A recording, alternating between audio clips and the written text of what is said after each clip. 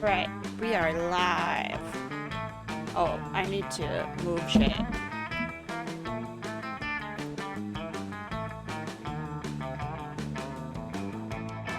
Is this best?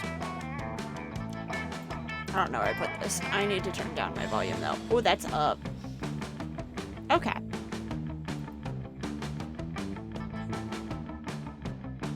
We are definitely, we're live. I don't know why it hasn't found the game.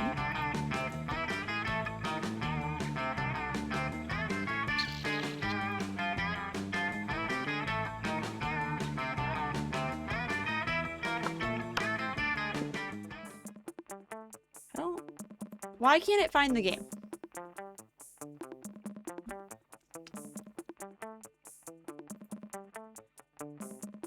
Okay.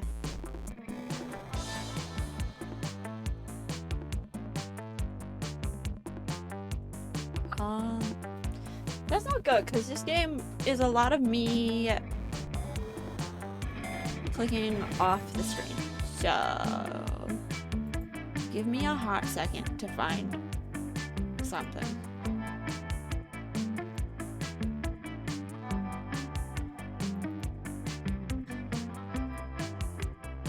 Alright. This is gonna be the dumbest thing you've ever seen. Anyways, it's fine. There we go. That's what you'll see when I'm not on the game. Okay. One player. First turn. Full game. I'm gonna skip all this. Okay.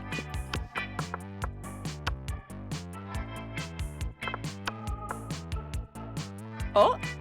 We're contributing to the cult totem without Patrick here. That's cool. Alright. I did not want to click on that.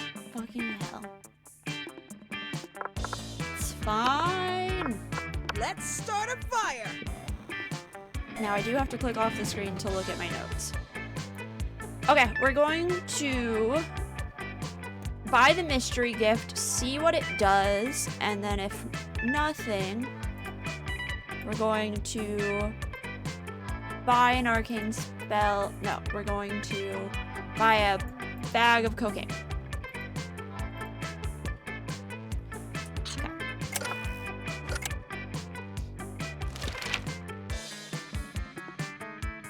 So we're going for Scott. All minds are right. Okay. Democracy is just broken. What is the best way to choose the leaders of modern society? Reality show called America's Next Top President, where the candidates compete in all kinds of physical and mental challenges. Voter turnout would increase and we would turn a profit on it. Put all the candidates in an empty room. Oh, you can see when I adjust my volume every time now. Cool. Empty room with a wild grizzly bear. Whoever kills the bear should be our president. If anyone dies, then it's obvious the bear should be our president. Yes. Okay. You build a 100-foot statue commemorating an event so that in 1,000 years archaeologists can learn something about the people of our time. What does the statue represent? Right instant when your friend stopped you from texting embarrassing stuff to X while hella drunk. Mind-blowing twist your favorite TV show that clearly changed the life of everyone forever, unlike all that boring stuff they show on the news. Okay, it's this one. Sexiest type of knowledge a lover can have. Sports things for squat.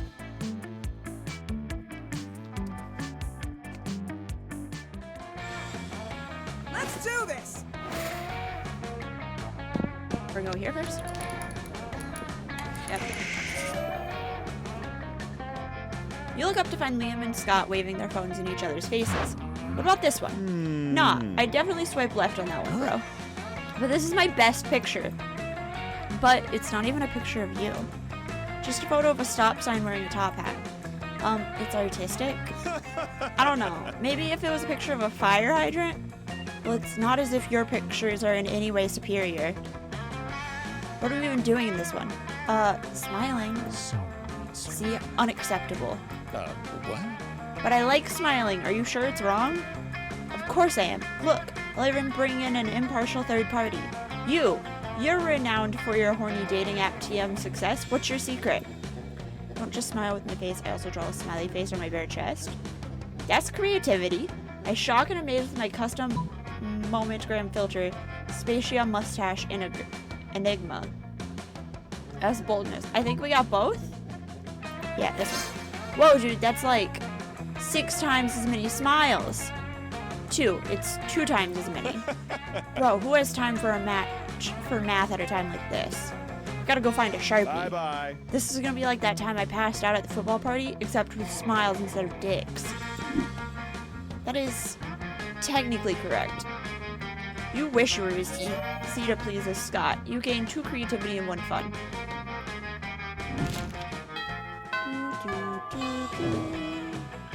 Let's do this. Let's do this. What's up? We're gonna do gift that keeps on giving. Gator. A sock puppet. Okay. Sock puppet. What does it do? What does it do?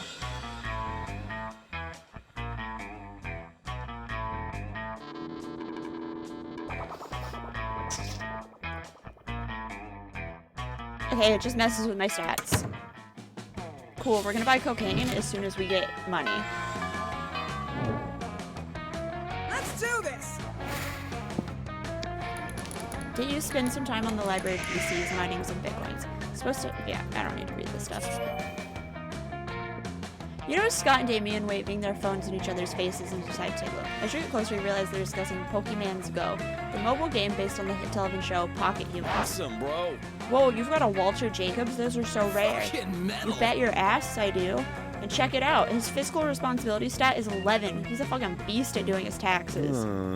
I heard he's lactose intolerant, though. Haha, yeah, feed him nothing but cheese pizza to fuck with him. He hates it. That's not very nice. I'm super nice to my Leslie Dunbar.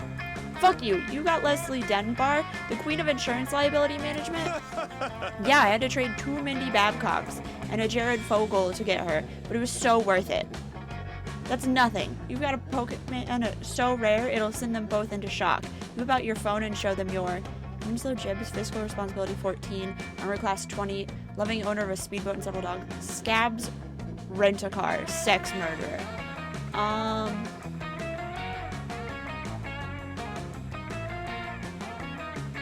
have 24 creativity. I'm gonna go with this one? Okay. Winslow Jacobs, he has a win. I accidentally hit he. I accidentally put my pronouns as he. Oh well. I don't know. I just feel like he really gets me, you know? Bro, I will trade you all my lawyer type Pokemons for that Winslow. And an ultra briefcase. Or we can make some other kind of arrangement. Wink. Did you just say wink? Damien's trying to look unimpressed. You can tell he's never seen such a fine Pokemon before either. And Scott looks clearly impressed. Score. You gain 2 fun and 1 charm. Alright, we're gonna buy cocaine! Let's do this. Hey, stranger. I'm too poor for cocaine? Fuck. Too poor for everything.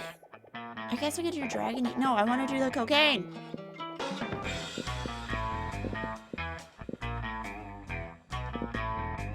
It's 10.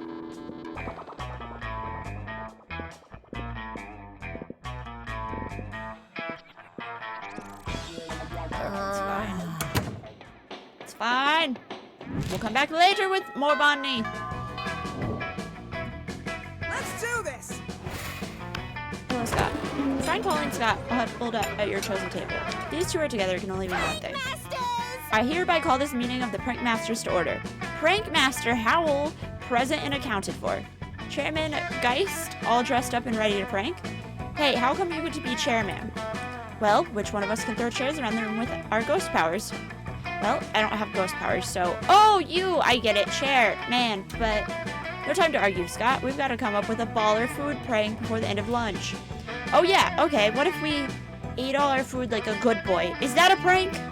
No, Scott, for the last time, that's not a prank, and I don't eat.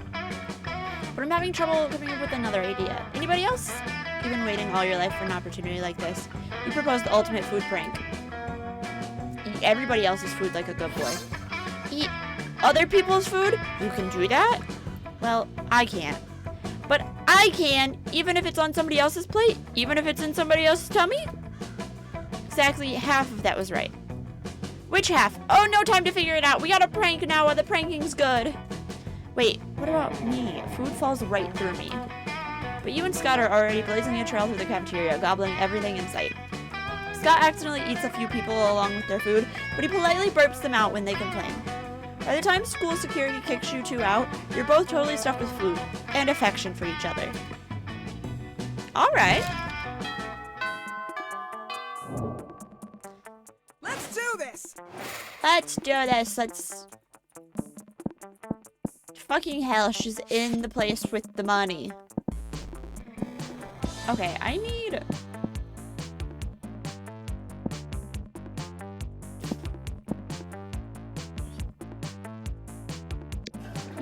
Yeah, let's get this. Nearby, you see Scott and the Wolfpack talking. Scott, we have the greatest power drink to date. Check this out, bro. Oh, I love power drinks. But wait, this new cutting-edge sports supplement is like no other before. There's no need to mix it with a beverage. You can consume it using only your nose. It's called cocaine. Yeah, cocaine. Whoa, that totally doesn't sound like your regular power drink. Which definitely means it's cutting edge, just like you said. I haven't even bought the cocaine. Yeah, it's like 50% energy drink, 50% protein powder, and 100% raw power. God damn it with these crazy pranks. Before you can do anything, Scott has snorted all the coke. Warg! And he's gone full wolf mode, and now he's basically unleashed and is destroying everything he sees. Need to do something to calm him down, but what? Using your vast knowledge of aromatherapy, give him some lavender-scented cocaine to neutralize the regular scented cocaine and relax him a bit. Give him a flashy fidget spinner. So okay, that was creative. Luckily, you always carry some lavender-scented cocaine with you for these very specific situations. No one can say you're unprepared. Since Wolf Scott seems to be everything but responsive, you just throw a cloud of the coke at his head and hope for the best. He quickly becomes quite sleepy, and he finally ends up snoring in your lap. Being so relaxing and herbal, lavender-scented cocaine would be quite a recommendable product if it wasn't, you know, cocaine. Anyway, you get to pet Sleepy Wolf Scott, which is great. You get 2 smarts and 1 fun. Alright.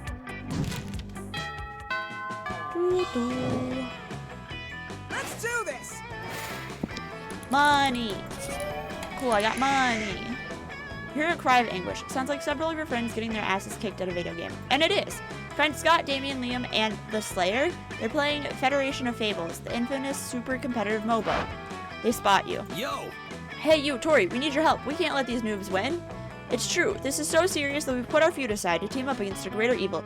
13-year-old brats that think they're better than us at FOF. We were kicking their asses, but their jungler used a super special skill on our mage that cursed him to roam the desert for 40 years. In real life! FOF developers are crazy as fuck. This game is insane. We need to destroy their base soon or we'll lose. Oh, I'm gonna move this. Alright.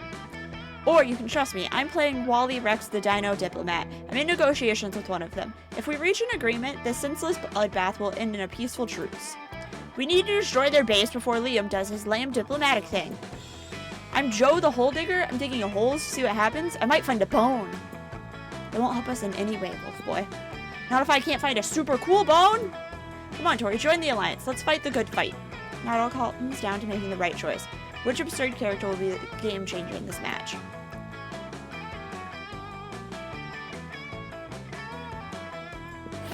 Gary, that's a super risky choice, dude. Developing a game isn't a fun task. There's lots of risk and uncertainty. It's not a wise career to choose. I know. Look at him. He's hiding in a bush while developing video games. Not smart. Go, Gary! No! He just spent all his bar mitzvah money! What's that? Gary's doing these 2-star skills, asking his parents for money, and running a starter kicker. Impressive. He released his game. What if it's FOFIFOF Federation of Fables inside Federation of Fables? Damien, look at the other team's champs. They're starting to play FOFIOF instead of trying to destroy our base. Whoa, they're leaving behind any drive or direction in life just so they can focus on FOFIFOF. Guys, their base is open. Let's go. Who knew? Gary's a badass motherfucker. Yeah, Tori's the real deal. Everyone is so stoked for the victory that they forgot a classmate of yours will be roaming the desert for 40 years. But you gained 2 fun and 1 smarts. Tight. Time to buy some cocaine. Let's do this. Give me your money. Give me the cocaine! No refunds. My smarts went down.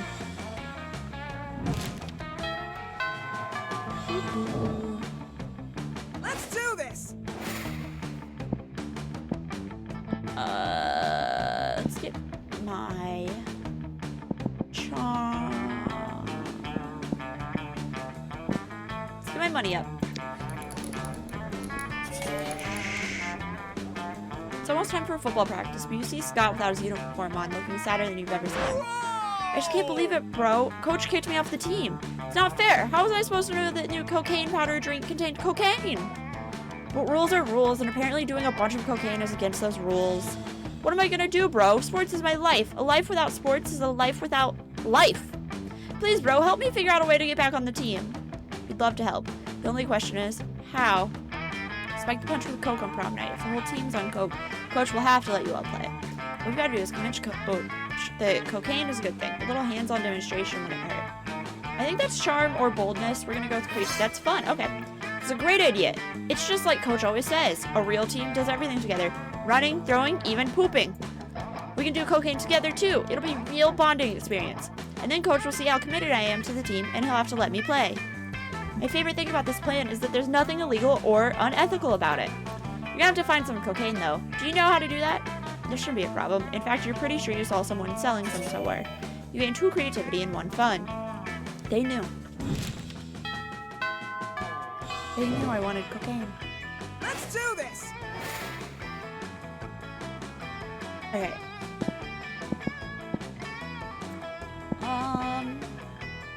Yeah, let's go here. What's up? I didn't mean to do that.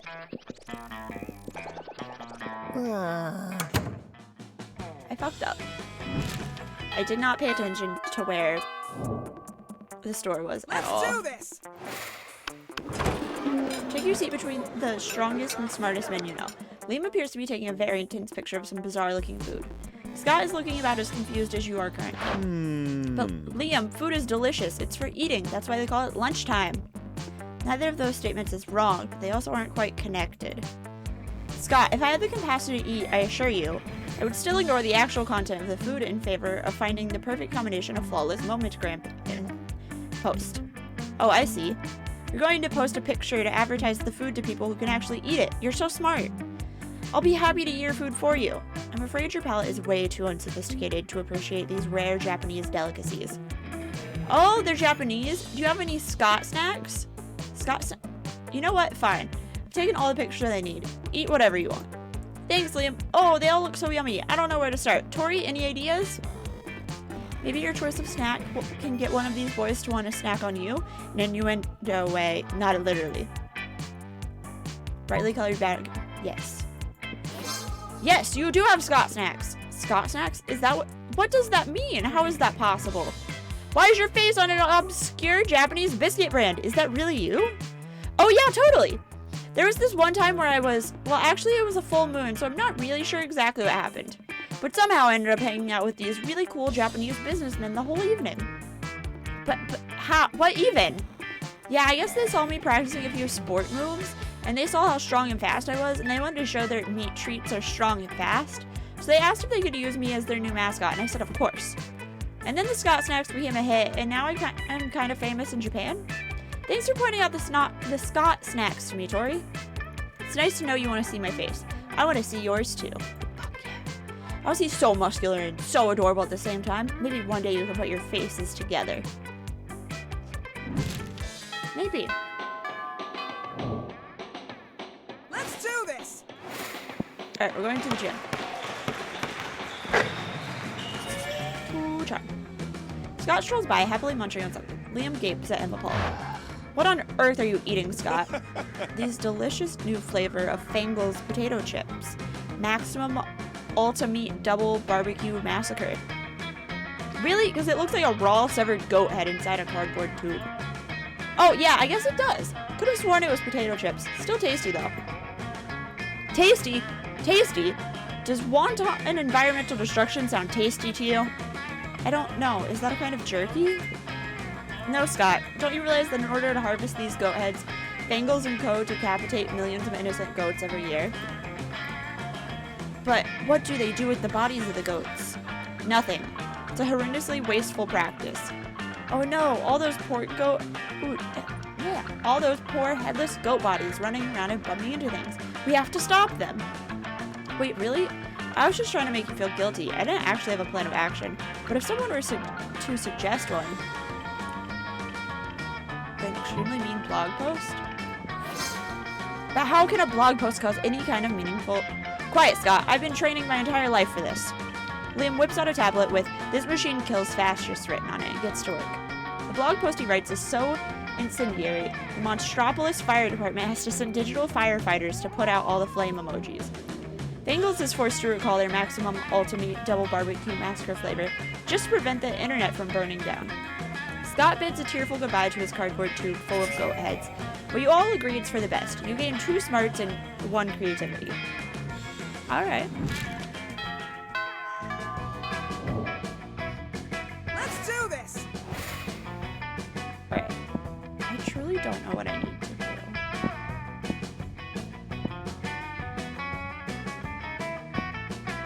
Outdoors? You run away from the range to find Scott nervously sniffing around the ground looking suspicious. You ask him what's up and prepare for a stupid answer. He does not disappoint. Isn't it obvious, bro? I mean, you know why all these people are out here, right? To steal my stash of awesome bones. They look like they're just out here having a good time. But that's all a ruse. It's bones they want. My bones. Quick, bro. If you're really my bro, you'll help me move my bones for all these other bros find them. Where should I move them to? Tell me.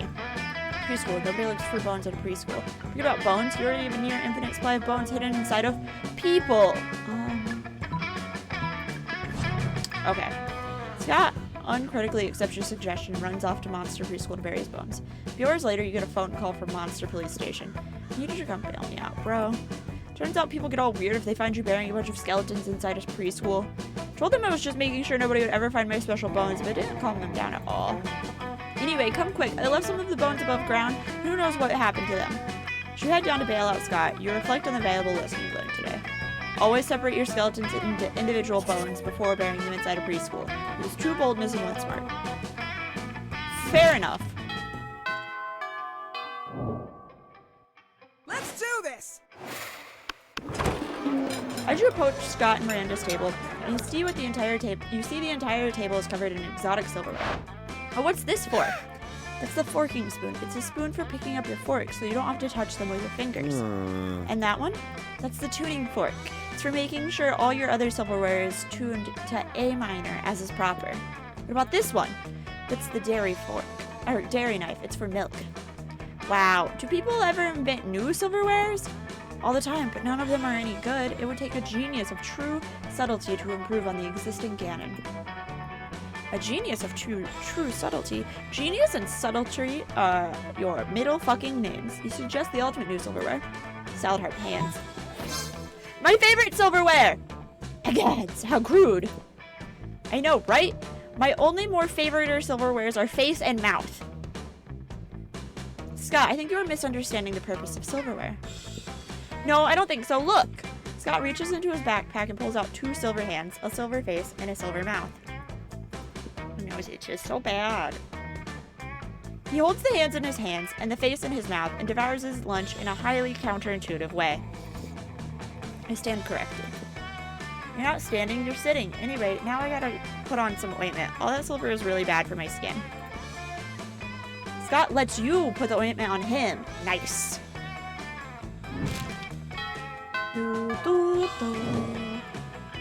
Let's do this. Alright. I should. I don't fucking know. Is this charm? This is charm. This is money. This is smarts. This is fun. This is bullshit. This is creativity. This is money. This is smarts. This is fun. This is charm. This is boldness. Let's up my charm. Let's say an epic dodgeball match takes place. Oh, I don't. You're casually reading the latest issue of Monster magazine when you're rudely interrupted. See, even Tori, a sensible monster with a good head on her shoulders, and at least some smarts, is reading Monster magazine. I think I selected multiple pronouns. Yeah, and that's bad because we're warriors, so we need to fight. Scott takes the magazine from you and punches it. Hooray, let's go solve another of the world's major problems. No, Scott, we're social justice warriors. You see, Tori, ever since your major success with the Fangles Goat-Head debacle, we've taken it upon ourselves to stand up against injustice. By punching magazines. No, Scott. As you no doubt noticed, Monster Magazine's sexiest monster alive this year is Count Victor von Musselbod, the werewolf prince bodybuilder. That makes him the 5th royal werewolf bodybuilder in a row to earn the title. What about those of us with leaner physiques? What of our representation? So now we're endeavoring to get Monster Magazine to name someone from a more marginalized community as their sexiest creature alive. We just need to figure out a way to convince them, since I guess punching the magazine wasn't good enough. Psh, that's easy. All you need to do to solve everyone's body image issues forever is make our own version of the magazine, creating a 3-winged chupacabra on the cover. Lead heavily into the warrior part. Store Monster Magazine and hold the editor-in-chief captive until he promises to stop exclusively promoting one aesthetic as the pinnacle of monster sexiness. That is boldness. We're gonna go with this one. What a brilliant idea. 3-winged chupacabras are definitely an underserved population. I played sports game against someone exactly like that, and he always wanted to be a model, but never thought anyone would want to do pictures of him. Now we can! You can, and you do. You do all the pictures and make a mock-up of your own Monster Magazine. It goes hella viral, and before long, it's become more celebrated than the actual Monster Magazine. Pretty soon after, you get a letter from the editor-in-chief officially admitting defeat in the face of your superiority and relinquishing his magazine at headquarters to you. Sweet! Not even magazine, which instantly brings you, 3 money. Hey, I know you were about to move on to your next misadventure, but I just wanted to say really quickly, as pretty much the only girls in the school shaped differently than the rest of our classmates, it was really nice to see a 3-winged chupacabra celebrated over a royal werewolf bodybuilder. Gives us hope too, you know? Aw, that was actually really sweet. Coven is so much cooler when they're not babbling on and on about that end of the world bullshit and expecting your help with it. It's way more fun to interact with your classmates when they're complimenting you instead. True. Let's do this! Let's do this. Okay. Let's just get more charm, I guess. Hey, stranger. I fucked up. It's fine. This is fun. This is creativity. This is charm. Catch you later. Oh well. Let's do this! You approach Scott and Polly's table to find them crouched behind a pile of jelly desserts, plotting. Bro. Thank bros if you're here, bro. Come on, join our huddle. Maybe you're curious about our huge pile of jelly jam gelatinous dessert cubes? Well, wonder no more. We're going for the jelly prize. Yeah, we're gonna win it. If we collect the foil cover of 100 jelly desserts, we'll be the lucky winners of Yes. 1 free jelly dessert. Ah! Alright. Right now, we're stuck. We've only got 99. That means we need one more, Scott. We need one more. We need one more! You'd give them your jelly dessert, but you already threw it at a bird person you hate. Guess you gotta make a choice. Steal the final jelly from the jelly dessert factory. Make a little puppy dog. Okay. Begging? What? I've never begged, except in intricately choreographed erotic scenarios. Is this an intricately choreographed erotic scenario? No, even better. This is gazing sadly at people until they give us food. We happily follow Scott around the cafeteria, whimpering at people for their jelly desserts. Polly just eats all of the stockpiled jelly desserts while you're busy begging. Also, no one is willing to give you any jelly desserts. But that doesn't matter. As the saying goes, begging is its own reward. That and the quality time you get to spend with Scott, that's also a reward.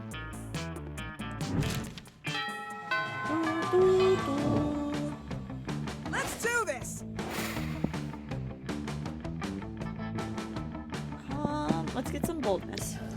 That day you visit the bathroom, just take a number 2. Oh, I don't need to take this. Okay. Scott catches up to you in the hall afterwards. He's not looking too good. Bro, did you get those illegal drugs like you said you were gonna? I'm feeling really bad. Seriously, I don't know if I can go another week without sports. I can feel myself getting less swole every second. You gotta spike that punch so coach lets me back on the team. You gotta. I know you can do it. I believe in you. I'm sure you've got that best plan ever all ready to go. You do have a plan, right? Oh yeah, you totally have a plan. It's super well thought out and it involves...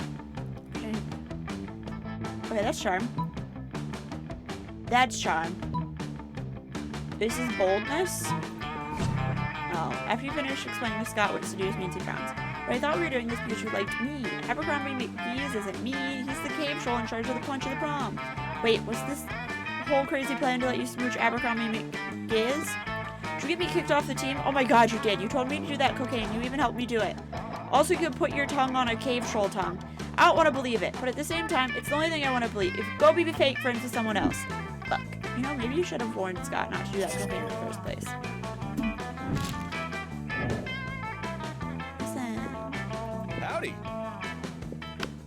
Let's do this. Let's do this. Prom? I don't know a lot about... Great night. Okay, let me check your math book to be sure. This isn't a correct formula, but Scott is still thrilled by your upcoming prom date. Prom night was rad. Well, there was a part where the full moon came out and Scott transformed into a rabid wolf and nearly killed 3 people. Aside from that, it was a wonderful night to remember. Alright, we didn't get a secret ending!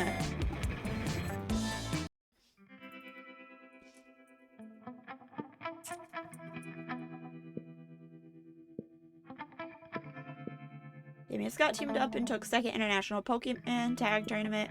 Crowd was amazed. The Pokemon team did tax as if there was no tomorrow. It was a thing of beauty.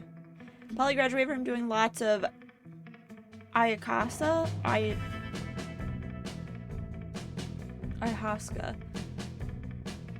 And now she appears to hallucinating people and acts as their spirit animal.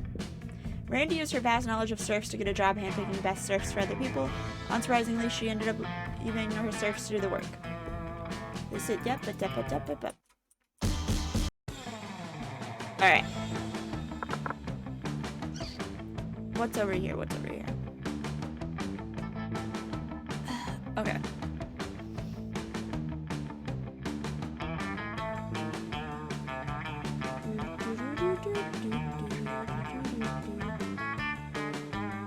Okay. We're going to romance.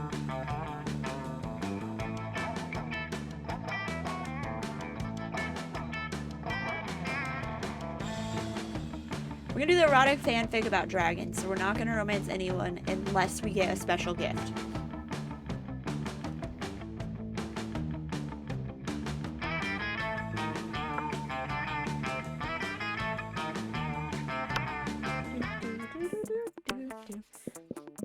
First turn. Full game.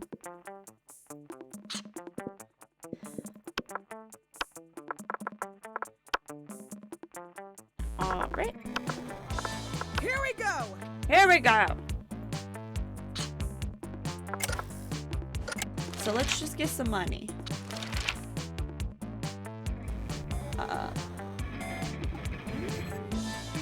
Okay. Caucasian guy with the okay, what is your soul emoji that speaks the truth of your soul? Caucasian guy with a turban because fuck stereotypes. Snowman because the motherfucker is in the middle of a blizzard. He's fucking smiling. Doesn't give a fuck about blizzard. Just kick. That's boldness. Octopus emoji. Best animal on earth. I know 5 mixed drinks. 3 drug cocktails and 17 sex positions that involve 1 or more several octopi. Yeah. Which is the coolest mythological creature? 3 creature I drew when I was 6, which is clearly super derivative from the other mythical creatures, but it's super cool and it's my OC and my spirit animal. Okay, the invisible hand of the free market. A Sphinx who's super charming and ready to party, and she raps all her riddles. She kills you. Okay. So wealthy. Got it. Ice cream flavor. Success.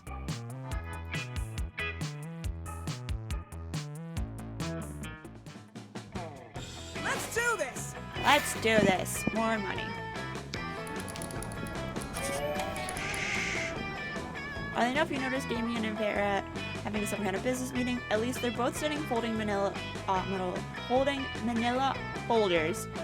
You move closer to see what's Hey up. there. Now, Damien, it seems we both agree that William, the incubus, is a piece of sentient garbage who deserves harm. True, true. I believe that together we could make William very unhappy. I've prepared an action plan for a potential merger. Have a look. Sarah opens her folder to reveal intricate charts with titles like Derision Coefficient and Maximizing Humiliation Dividends. I brought a folder too. Damien opens this folder. There's a piece of paper that says punching on it. I admire your simplistic approach, but I think we need a plan that utilizes both our strengths. Damien nods and turns over his piece of paper. On the other side it says punching hard. These two are never going to come to an agreement unless you step in and mediate. So you tell them your idea. Use this convenient list I brought that shows all his greatest fears in order of severity.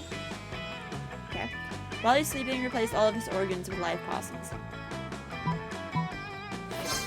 Yes. Most of these fears seem pretty standard. Clowns, bees, entropy, core? That has been Interesting. quite Very interesting pleasing. indeed. I think we'll be able to accomplish some marvelous things with this list. Does it say punching on there anywhere? Yes, but it's at the bottom of the list below libraries and fish. Well, okay, as long as it's on the list, I'm in. The way Vera's eyes look right now, she's right at the top of the list of your fears. Ha! You gain 2 smarts and 1 charm.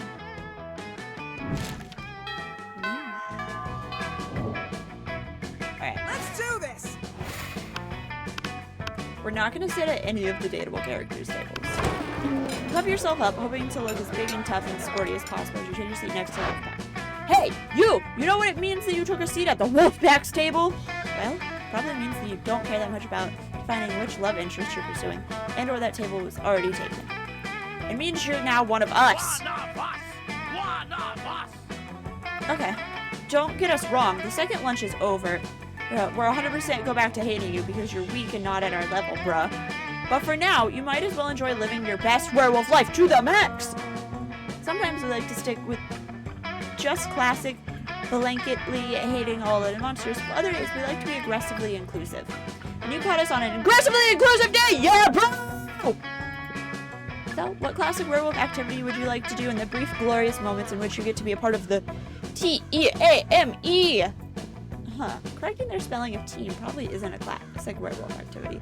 Better go with something more like howling at the moon, practicing ekabana, the ancient Japanese art of floral arrangements, just super wolfy.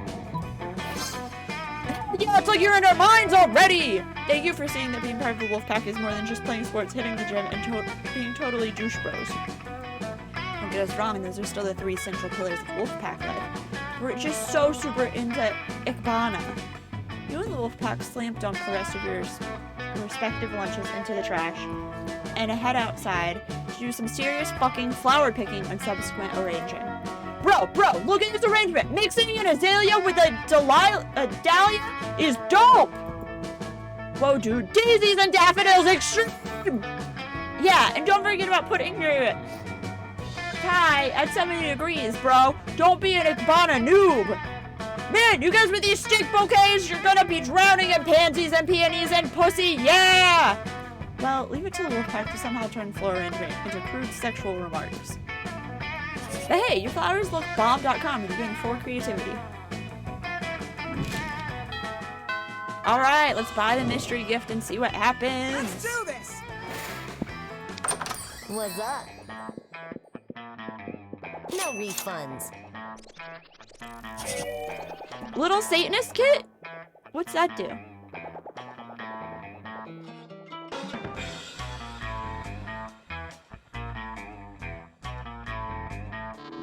What did it do? Tron for conspiracy theories.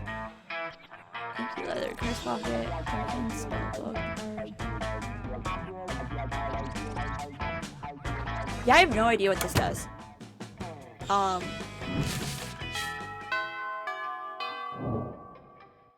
Let's do this. What the fuck is it?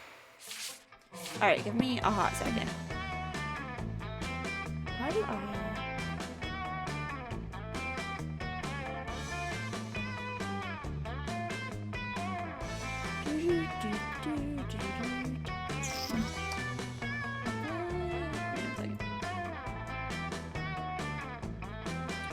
Monster Prom! Well, Satanist kit.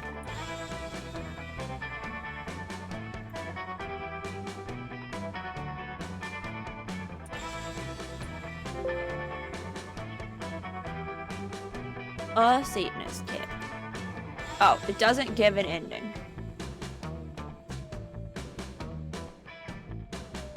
Cool.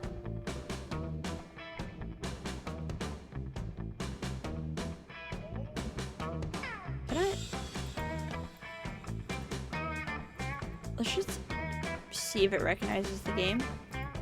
Oh, it does. Cool. Tight. I don't need to do all of this bullshit anymore.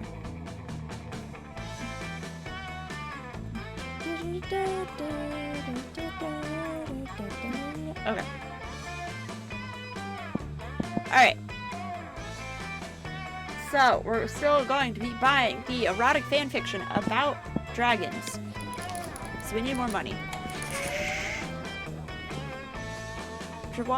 After you're walking along and suddenly a car skids to a halt just in front of you. It's not the most logical location for a speeding car to barrel through, and yet here we are. Here in Damien. The work isn't bad, it's just not at the level it needs to be if you want to win this all-star drag race against a real badass hunk of metal. What's your plan to win, Damien? Just drive your car really, really fast? Of fucking course it is, Vera. It's literally how street racing works. And that may have won you the crown in the past, but it won't work against Justin Darrington. Damien, he's driving the Thunderfuck 5000. And I'm driving Nancy, pile of shit I lovingly cobbled together out of every car I've ever destroyed, either in a race or just literally destroyed via arson or whatever. And Nancy can take on anyone, anything, anytime. Fucking metal! The Thunderfuck 5000 is an electric car. Nancy runs on the juice of literal actual dinosaur corpses. What could be more badass than that? So pathetic. I don't know, maybe running on pure lightning? Nancy is a piece of shit, Damien. Deep down, you know that she does not have what it takes to win this thing. Seems like this drag race is pretty important to the two of them, and that they're not going to come to an agreement on their own. Looks like it's up to you to be the voice of reason. Attitude is everything, but Nancy will never embrace her inner fierceness with all— Okay, so that's creativity. This is smarts. Great. Oh, the little cultist kit gave me smarts. Okay. Nancy's a thing of beauty and grace, Vera, but as long as her genes live on, in whatever machine I drive to victory, the plan is a-okay by me. Why is my nose so itchy? Okay. The three of you get to work setting up what could easily be considered one of the most impressive and high-tech car crossbreeding programs in the country. Find a very shiny red electric limousine to serve as Nancy's stud and start the breeding process along, which mostly consists of making the cars a reservation at an appropriately fancy and expensive restaurant, and loading up their CD players with smooth jazz. Sometime later, Nancy gives birth. Don't ask how, not important. It's the ultimate race car. Look at what we've made, huh, guys? I mean, mostly what Nancy and El Diablo made, but we helped get them there. Oh. Yeah, honestly, Not this bad. car is a masterpiece. I've been looking for my next business venture, and I think I may go into high-end race car breeding. People make thousands off of breeding horses to race, and horses want to fuck. How hard could that be? By that logic, I bet I could make millions breeding race cars. Rad! You totally could! I'll be your first customer! Haha, you already were. I'll send you your invoice later. Well, looks like Damien has the race in the bag, Vera has a new business venture, and the world has a new species of super race car. You gain 2 boldness and 1 money from a kickback from Vera, which comes with a genuine smile from her. Score.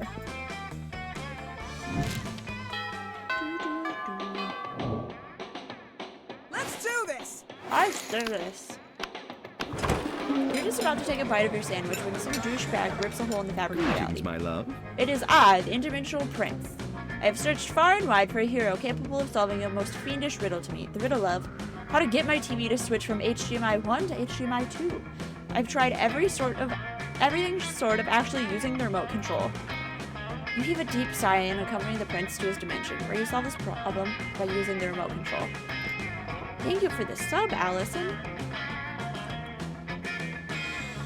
You truly are both wise and generous. As a thank you, please allow me to teach you one of my kingdom's customary rituals.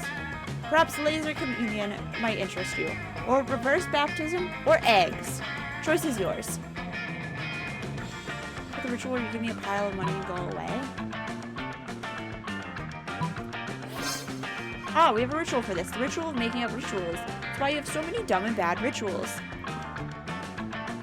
First, we get incredibly high on interracial weed. Then we pretty much do whatever we want, and then make it illegal for people not to do that thing once a year. Sounds good to you. You guys get ripped and invent a holiday called Shrimp Christmas. It's Christmas, but everybody gets stockings full of shrimp delivered by a giant shrimp. It becomes so popular that it leaks over into your dimension, where it replaces actual Christmas, using for creativity. I have no charm. At all. It's fine. Let's do this. Hey, stranger. Hello, I would like to buy erotica. See you Thank later. you.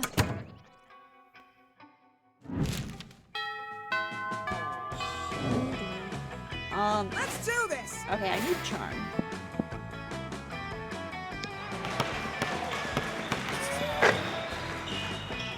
You're wandering down the hallway, reading Dragon Heat as discreetly as you can, which apparently isn't very. Both Polly and Vera clock this immediately. Look, are you actually reading erotic fanfiction about dragons? Yes. Because we love Dragon Heat. I'm all about 19th century Russian literature, but a ghost girl can't say no to some erotic fanfic, am I right? I've literally been working on my Morgana von Breastreach cosplay all week. Reich? It's Reich. Don't worry about why. Speak for yourself, Polly. I don't. I've never... Okay, fine, I may read Dragon Heat, but don't go around just telling people. Shh, we're clearly safe with her. A fellow Dracophile can always be trusted. Are you sure? I mean, anyone into Dragon Heat must have a wicked mind. 297 chapters and counting, and it still manages to amaze me with all new levels of wrong. Yeah, right? I fucking love it. Yeah, I must admit, I'm a bit vanilla when it comes to my fave chapters. Mine is the one where Harold McDonghard, Horace the Hydra, and the deranged Draco Delacourt have to rest on an inn after the Choking Bay adventure. Only to discover that they have just one available bed. There's only one bed, the classic fanfic trick that never fails.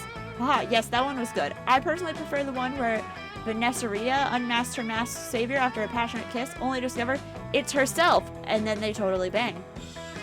Not a fan of time travel, but sign me up for some good self-cest. Amen. What about you, Tori? What's your favorite story arc? Nothing to worry about. You'll just be revealing your inner kinks to us. No pressure. Easy. The Sexcalibur arc, where they want to discover the chosen one who can control the mythical Sexcalibur dildo, and they have a super orgy so everyone can have their turn with the dildo. What about this exclusive chapter I've written myself? My creativity is 7. Is the top one smarts or boldness? Because if it's charm or fun, I'm fucked.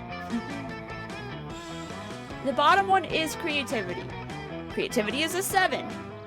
I need this top one to be one of my 2 higher skills.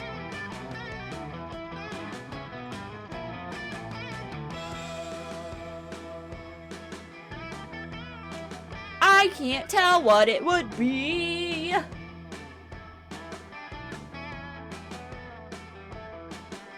I can see it being fun.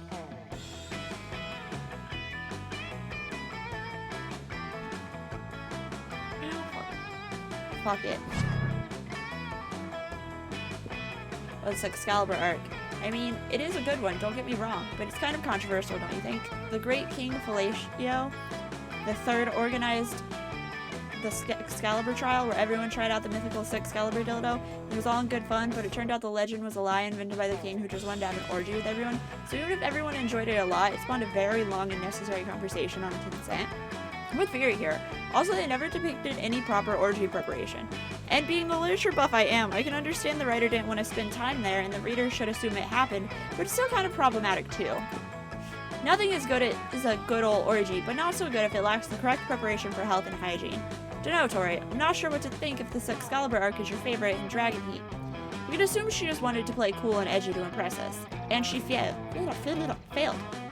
Yeah, ooh, don't go all tryhard on us. There's nothing as sexy as being yourself. Agreed. So they leave. Well, you failed this one. Kind of difficult not to try too hard when romancing them.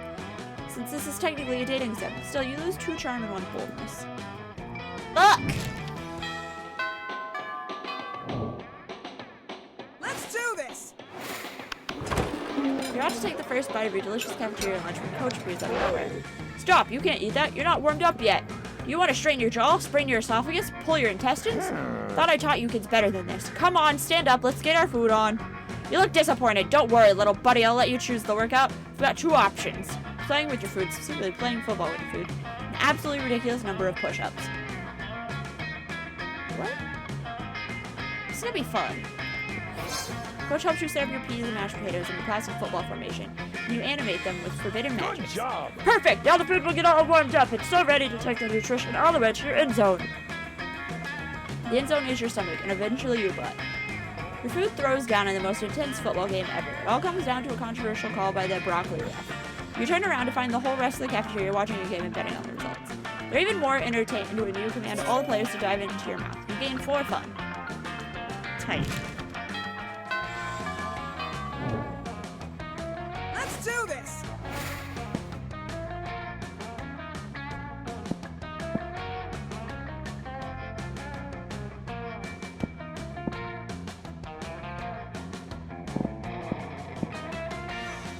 Yeah, let's get more fun.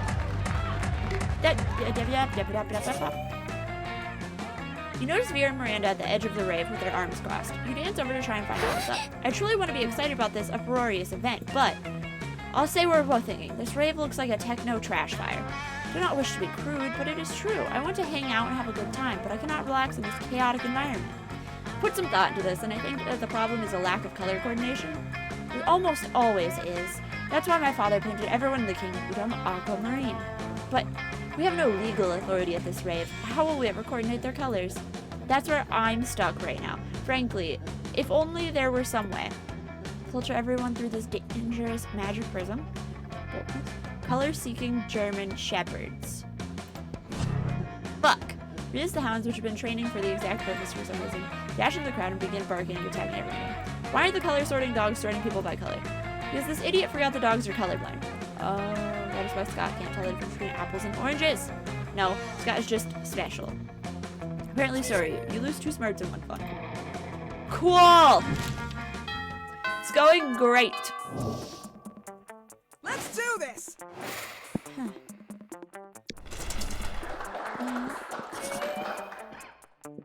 Later, you're carrying around your precious dragon heat when you're spotted by Miranda and Damien.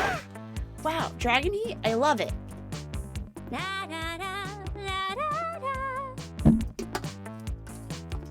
Also, you may not know this about Damien just by looking at him, but it turns out that he too is a hopeless romantic at heart.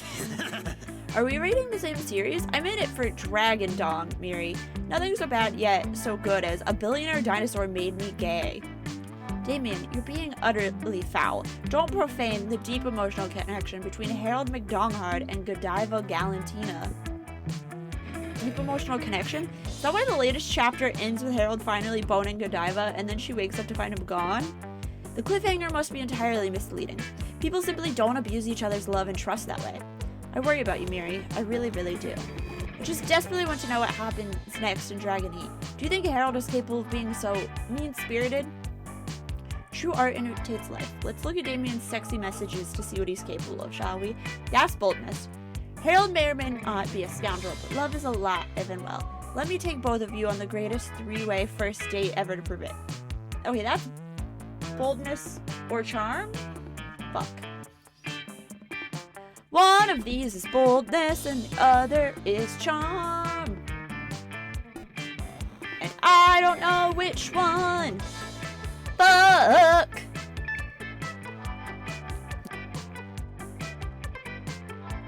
Or is this creativity? No.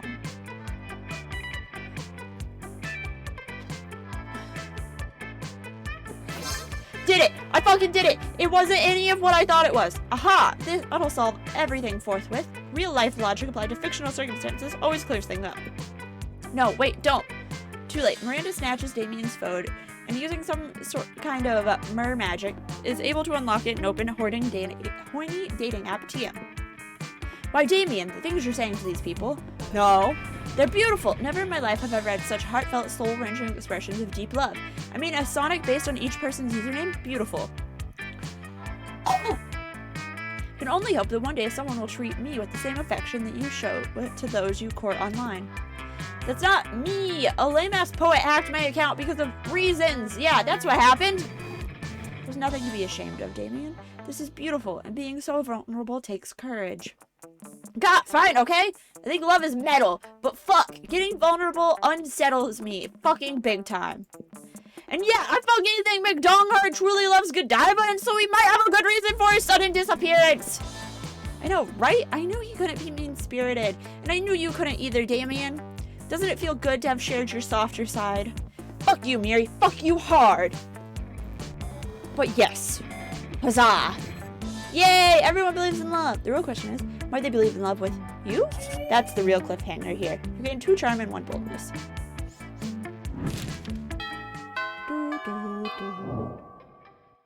Let's do this! I don't know if we're getting the dragon heart ending. You're about to dig into a delicious bowl of beef jerky when you see the wolf pack across the table panting. What's up, Yo, dog, can we have some of that beef J? Beefy J, you got there? We love meats that have been jerked. Ooh. Come on, we'll totally trade you anything from our lunch. You can have this dead ferret, or this half-chewed telephone receiver, or... Well, one of them is talking, the others just straight up eat your beef jerky. You hit their noses with a newspaper, but it's too late. Ha, whoops, guess we got a trade after all, huh? Which of our foods do you want, dog? How about this black plastic bottle labeled, seriously, don't drink this, it's poison? Nothing, give me my beef jerky back, now. That's bold. But we already ate it. It's in our stomachs. That's a weak excuse if I've ever heard one. You dive into the leader's mouth. Oh, stop rooting around in my stomach! You're too busy rooting around in his stomach to reply, but that seems like a pretty good response on its own. Climb back out of the pack leader's mouth. Beef jerky clutched triumphantly in your teeth, also alone. So hungry. Classmates break into a slow clap that soon becomes a standing ovation. Sometimes you've got to fight for your right to jerky. Gain 4 boldness.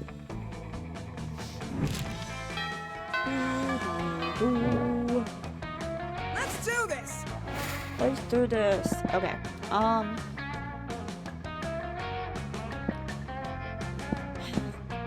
Okay, I want to get some charm.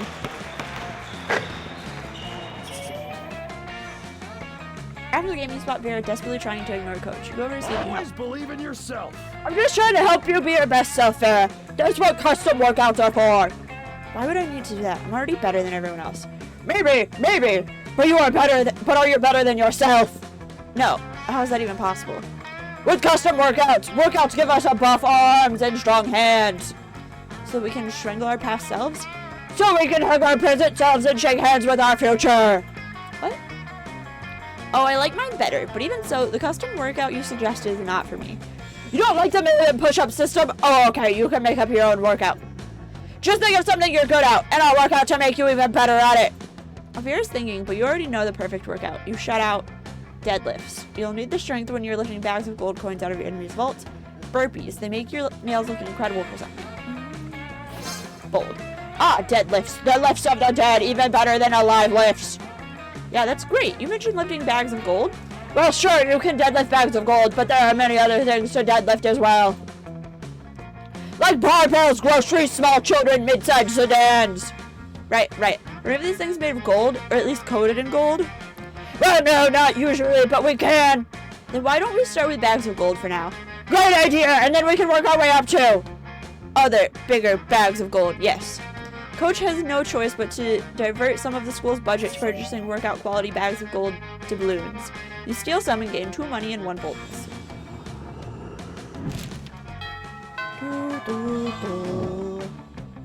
Let's do this! Yes, let's do this. Yeah, let's just get more charm.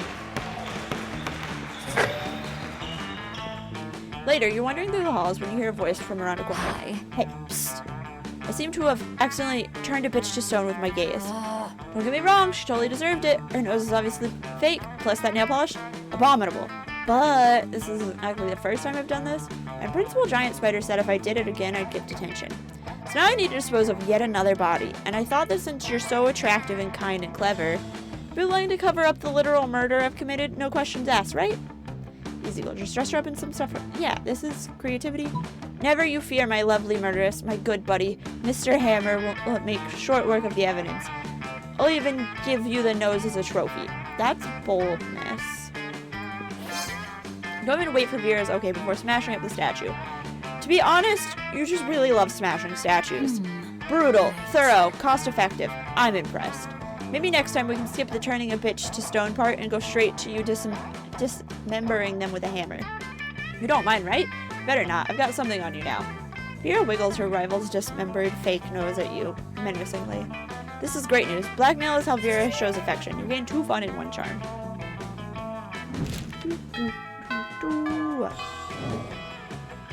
Let's do this. Let's do this. You approach your chosen table to find it already mostly taken up by the coven. They're huddled around some kind of glowing artifact. But we only get 1 wish, not 3, so it's important for all of us to agree before we release the genie. Hope, you've already expressed your wish for a secret hideout with a mini fridge and foosball table. Faith has argued just as fervently for world peace, but as the leader, I think the most sensible option is Mystic Sword that will instantly slay the season's big bad ant. Hope and Faith immediately object to Joy calling herself the leader, and the 3 soon devolved into a shouting match. Amidst the commotion, you can't help but notice that the wishing lamp is totally unguarded. Without really thinking about it, as if you ever do, you rub the lamp, release the genie, and wish for money. Wish granted, booms the genie. You feel the reassuring weight of a bag of quarters on your lap. Seriously, you could wish for anything and you wish for a bag of quarters? What, did you need to do laundry? Do you really like arcades? Planning to hit someone over the head? Nope, you just really like quarters. So you're saying we brave the fire lakes of Lower Wrath, the 2-headed snake of Serpentina, and the accountant of Babylon, just so you could have a bag of quarters. Basically, and boy was it worth it. From your perspective, these quarters have got to be worth at least 4 money. 4 money, that's a lot of money. Let's do this. Let's do this. Let's up our creativity. Pathetic. Goddamn, I signed up for this play because I knew I could fill out these costumes like a goddess. But now I'm starting to think I might actually hate acting, which is weird because I love lying. Then that's your fucking problem, Vera. You shouldn't be lying. You should be living truthfully under imaginary circumstances. Duh! What, you think I don't know about acting? I have hidden depths, you know? My life isn't all punching and arson. It's just mostly those things. Look, you're an assassin, right? You just need to think of the best reason to assassinate someone. Ooh, you know exactly what that is. Nobody's paying you not to. You're saying all this time I've been focusing on converting living people into customers, when instead I could be converting non-customers into dead people? I must say, there's a sort of elegance to it. Wait, people will pay you not to kill them? Dude, I should either be getting paid a lot more money or killing a lot more people. Either one's a win for me. And as for you, Vera, all you have to do is pretend each of your victims in the play is somebody who owes you money. Oh, that's all? That's easy. They'll probably do. Remind me, am I supposed to use fake knives to the killings or real ones? Whatever helps you get into character, darling. Damn, Damien has a secret skill set in the arts? Wild, and you seem to have really helped Vera find her true passion for acting. Or at least for killing. Not that she really needs help with that. Anyway, you still gain 2 creativity and 1 smarts. Okay, we're gonna go to the classroom because we haven't done that yet with the book. They listen to your elders and learn valuable. The teacher hands back your latest test. Vera glares at her as all her snakes hiss. Uh-oh. This is ridiculous. I mean, an A+ is nice, sure. But look at this joke of a test. Monster history? What's the point of this? Nobody has ever become a millionaire thanks to their knowledge of monster history. High school isn't preparing for real life. It's just preparing me for mediocrity. This is outrageous. I'm allergic to mediocrity. You there, I need a pep talk. Tell me about my bright career prospects. My job skills are being the best, having fabulous hair, and telling people they're ugly. There's gotta be a job out there for me, and you're going to tell me what it is. Right now. Do you consider judging reality television? Yeah, there's opening America's. Okay. Who needs college? The financial system is just... Okay. That was smart. Wow. A way to make money and support businesses that make life worse for poor people? You're a genius. Just look at all that investment opportunities. A toy store that sells guns to toddlers, a construction company that only bulldozes ugly people's houses. This company is just building a giant missile to blow up the moon, and the ROI is incredible. Ruining lives has always just been a hobby of mine. I didn't know it could be so lucrative. And you didn't know unethical business practices could be so romantic. You gain 2 money and 1 creativity. I don't think I'm getting this anyway. Let's do this. We barely sat down when the whole wolf pack comes running over, clearly panicking. Dog, you gotta help us. We're suffocating. It's like we're not getting enough air. We can hardly talk. Ah, you see the problem. You remind them that in addition to breathing out, they need to breathe in. No way! Oh, wow, that works way better. I have no idea how we forgot about that. Yeah, you don't either. Thanks for saving our lives, dog. We owe you one. We'll pay you back. Right now, what do you want? We'll do literally anything. Teach me calculus. Extreme makeover. I just got an achievement. You nod, because apparently this is what you want from Patent Radio. Alright, boys, you know what that means. Time for one of our patented extreme spa treatments.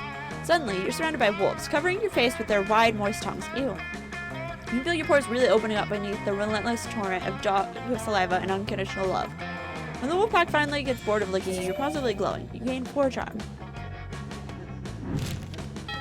Alright.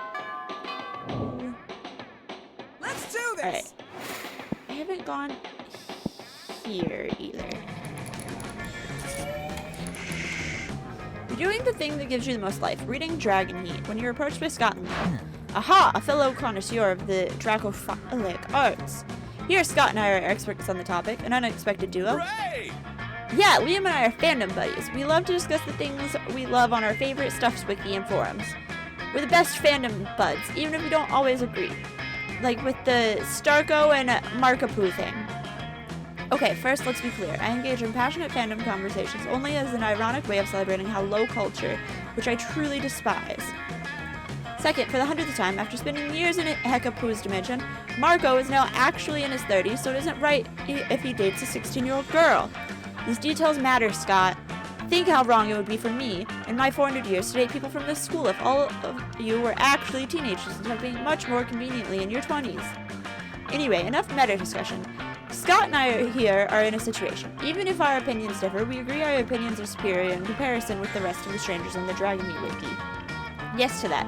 Liam here is like super smart and I am a good boy, so my ideas should be good too. But people on the wiki can be really mean sometimes. We need to gain their respect so we can convince them to be good boys too. Scott is right. We need to somehow earn the role of moderators so we can show all these lesser beings who's boss when it comes to the Dragon Heat fandom. But how? I'm sure you'll give us an absurd yet effective idea for a solution, as can be expected from good old Tori. Ask them nicely if they can stop behaving like internet trolls and stuff. Okay. To write a powerful... Okay. So creative. Ah, yes. Let's fight wielding art as our weapon. Yeah, weapons are fun! Liam opens a new document on his laptop. So let's see. We should create a very nuanced piece of fiction.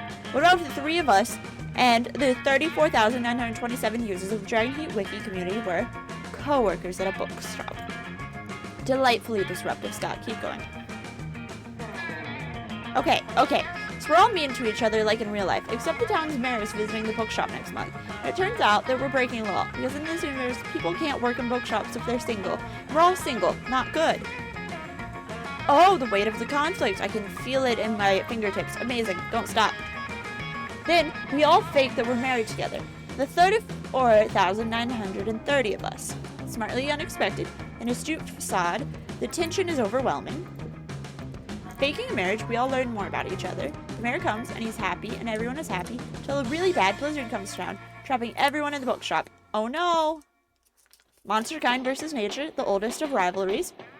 So Liam, who's like super smart, says, "Hi, I'm Liam the vampire. We should all snuggle together to get warm." Desperate situations call for desperate measures. Yes, yes. Then the blizzard goes away, and everyone is happy, and has learned to respect each other thanks to snuggling together. And they all say, "We're saved! Hooray for Liam for being smart! Hooray to Scott for being such a good boy! And hooray to Tori for proposing the creation of this nice fanfic." A very meta final touch, Scott. Okay, a masterpiece has been born.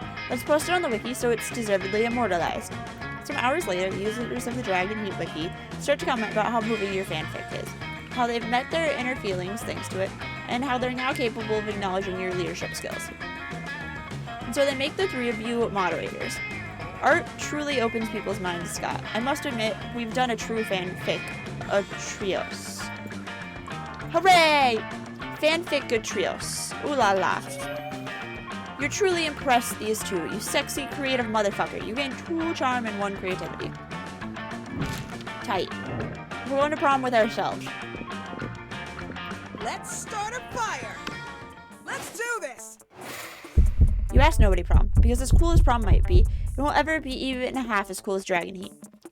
Goodbye to social anxiety and hello to very elaborate plots to get various dragon hotties to bang. I don't know. Dragon Heat. And so you spend prom night at home reading Dragon Heat. Who wants to cope with boring real life when you can enjoy an imaginary one? One imaginary life. Countless epic adventures that always eventually turned into a lot of awesome dragon sex. A trois? Fanfic a trois? Fanfic a trios? I have no idea. Also, you've heard they're working on some kind of Dragon Heat dating sim. Life is wonderful. I did it. I got a secret ending.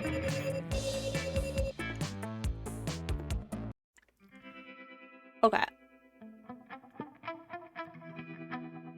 So we can get rid of this one.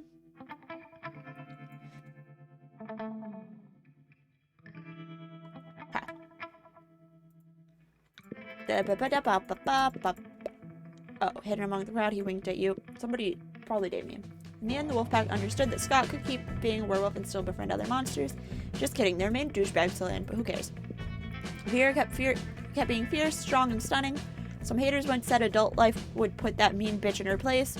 But you know what? Vera ended up making adult life her own bitch. I didn't mean to switch anything. It's fine. I'm a streamer.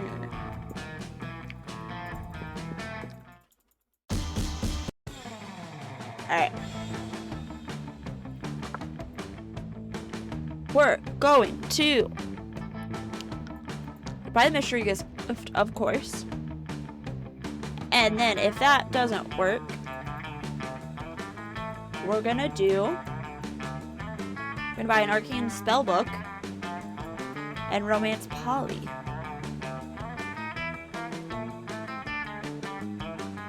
Okay. And this will be, yeah, we're gonna do one more playthrough and then that'll be the end of the stream.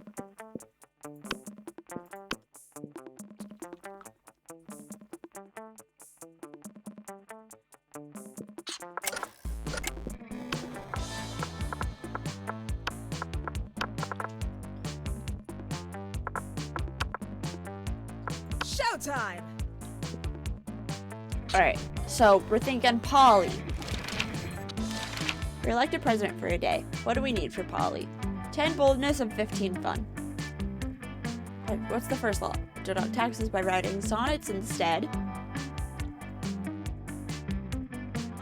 Trivia fact, presidents don't pass laws, so this is a trick question. Okay. $1 bills will not include a picture of me and the inscription, beware, too much awesomeness. This one. Okay, I didn't need that. If you could put a curse on worse for me, what would you do? Can't really rely on the fact I prefer to take care of my own. Okay. Always meeting obnoxious people at parties or soup. Okay. I fucked up hard, but it's fine. Did I fuck up? I don't know. Okay. This one. 10 boldness and 15 fun. Yeah, I don't think I got any of that. Let's do this! Did not. Okay. Boldness. Bathroom. Here comes Liam, ranting to anyone who will listen about the failings of living flesh. I have such pity for creatures that have to consume things other than blood. Grocery shopping, cooking, chewing, it's a nightmare. No wonder there are so many fad diets. People don't want to have to choose what they eat. Like, have you heard of the matryoshka diet? You eat a tapeworm, and then you eat a bigger tapeworm to swallow that tapeworm, and so on until all of your organs are replaced by tapeworms. It's usually fatal, but the corpses do look fabulous. It's Polly! Oh man, that brings back memories. The matryoshka diet is how I died. I miss fad diets. I used to get up to the stupidest shenanigans just to get my hands on the latest food replacements. Hey, bros. Whoa, are you guys talking about fad diets? Sign me up. I'll do anything. They'll get me all ripped. Anything! You heard of the Imhotep cleanse? It's where you only eat things that came from a mummy. Mummies are rare, so you get super skinny, plus you get to rob tombs. I've heard of the paleo diet. Now try the Jurassic diet. You can't eat anything that isn't a dinosaur. Killing a T-Rex alone will get you super buff. Awesome, bro. Whoa, awesome. I've always wanted to punch a T-Rex, and now I finally have my excuse. But dinosaurs died out years ago, Scott. Where are you going to find one? Easy. I'll squat thrust so hard it sends me back in time. Not sure there's a number of squat thrusts you can do that will alter the fabric of reality, Scott.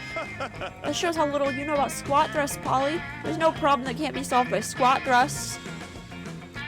Hydrate? Okay.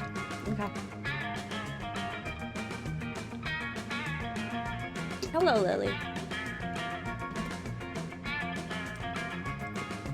Later, Scott shows you how to do your math homework with squat thrusts. The magic is real. We had 2 charm and 1 fun.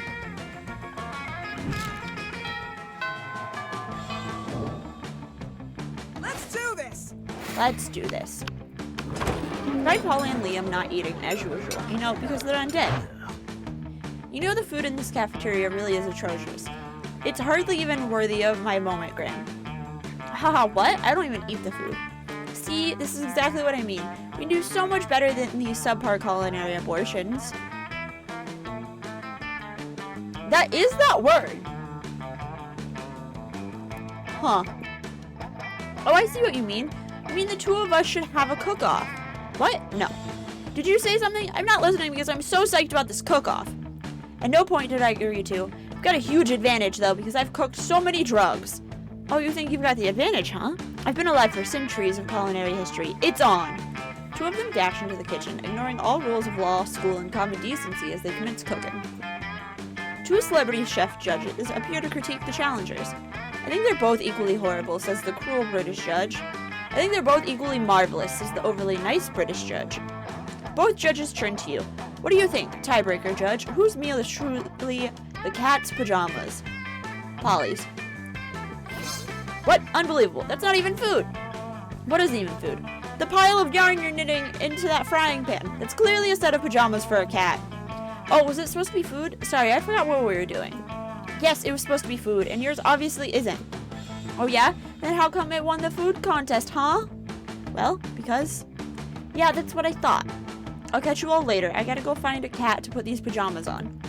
Later, you run into Polly again, and she lets you pet her kitty, if you know what we mean. Yeah, she found a really nice cat, and I got to pet it, and it was really nice. And then I went home alone and thought about a cat. When she pet the cat, she put the pajamas on. What did you think it meant? See? I told you. Let's do this. Outdoors, we buy the mystery gift. Money. Also, what was I buying?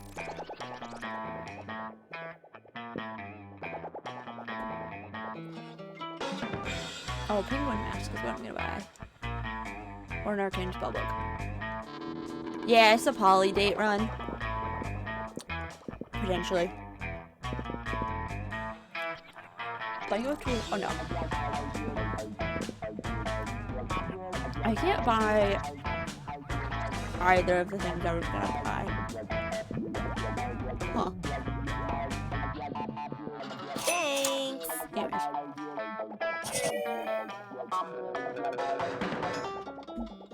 Alright, so a sexy sweater doesn't get me anything.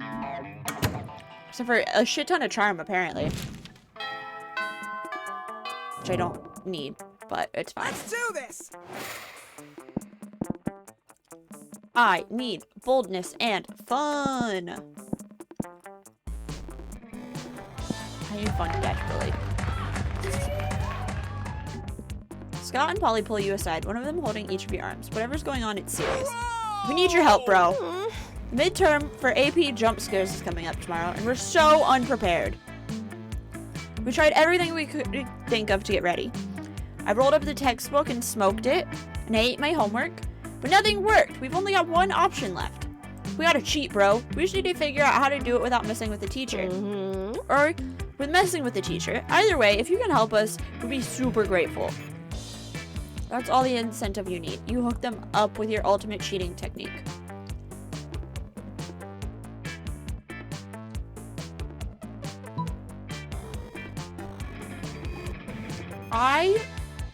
That's bold. This is smart? Yeah. Ah, see, I told you Tori would have a time machine. Polly reluctantly hands Scott $5. Damn, Scott. Really good at guessing when people have time machines. I guess you've got an incredible sense of timing. Now come on, let's grab this time machine and go screw up causality. You were going to use that time machine to kill Monster Hitler, but this seems about as important. You gain 2 boldness and 1 fun. Alright! I need 10 boldness and 15 fun, and I have Let's nothing. do this. Scott and Polly are staying together, laughing their metaphorical ass off. Do Damien! Do Damien! Grr, I'm Damien. Look at my stupid red face. I use violence to cover the fact that I've been brought up to revere a toxic version of masculinity which has alienated me from my own true emotions. Haha, you sound exactly like him. Okay, you do Vera. I'm Vera. I'm very smart. My hair is pretty, and all my friends look up to me because I am a strong, independent woman. Scott, I'm not sure you understand how impressions work. I'm not Scott. I'm Vera. You can tell because I said my name just now. Okay, what about you, Tori? Got any good impressions? Just one, but it's a real doozy.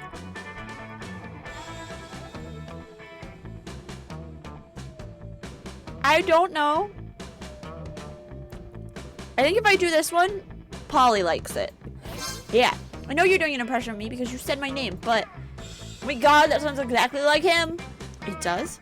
Yeah, remember that time we took that impressions class together and we had to introduce ourselves? Oh yeah, I guess I did say woof woof, it's me, Scott, a dog boy who was bad at impressions. But I didn't yell like that. I'm sorry, are you the real Scott? There's 2 absolutely identical werewolves in front of me and I can't tell the difference. Polly insists on a smooching contest to determine who the real Scott is. You end up winning in more ways than one.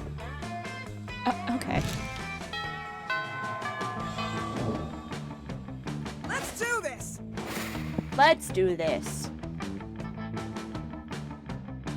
I still didn't see either of the items I want to buy, so we're just gonna keep getting fun.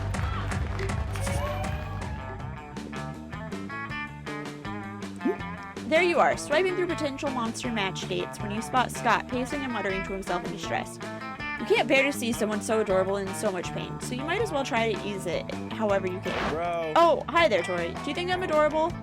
Yes, in fact, you were literally just thinking that. Anyway, the other day I was out in the forest trying to find a quiet place in a large branch to do some pull-ups for the big sports game. And suddenly, I was approached by all these talking forest animals. They were pretty big for forest animals, and I'd never seen animals can talk like that.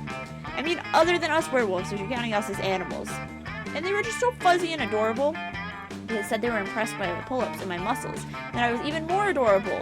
So the nice little forest animal with giant heads made me their king, which was really, really flattering. I just don't know anything about ruling. I'm not sure if I'm good enough to be a king. Aw, poor Scott. It's up to you to help him rally. Scott, a good king is a strong ruler, physically strong. If you can do 100 push-ups, you can be a good king for sure. True royalty has been you all along. Why else would your eyes be royal blue? I think this is charmed. Yes. My eyes are royal blue? Liam said they were cerulean, but I always knew that wasn't a real word. Clever Liam. He was cleverly testing me. So if my eyes are royal blue because I have royalty inside of me all this time, does that mean I have a little blue king or queen inside of me? Is it like my true self? I always suspected such big muscles couldn't be of this world, so good old Scott is just a mecca for the little blue person to fight against evil. I wonder what my real royal name could be. Sir Beef Wellington? Lady McBeef? No! Lady Mac Muscles! I should ask my loyal furries about that. Furries is what I've decided to call those giant furry talking forest animals for short. Furry is a secret ending that is randomly triggered when you're romancing Scott. We're pivoting! Pivoting! Oh no, wait a minute. Thanks for helping me get my confidence back, Tori. You should come meet my furry friends sometime. Well, you've always wanted to hang out with Scott. Not too sure about the circumstances. But it's better than not hanging out at all. You gain 2 smarts and 1 fun.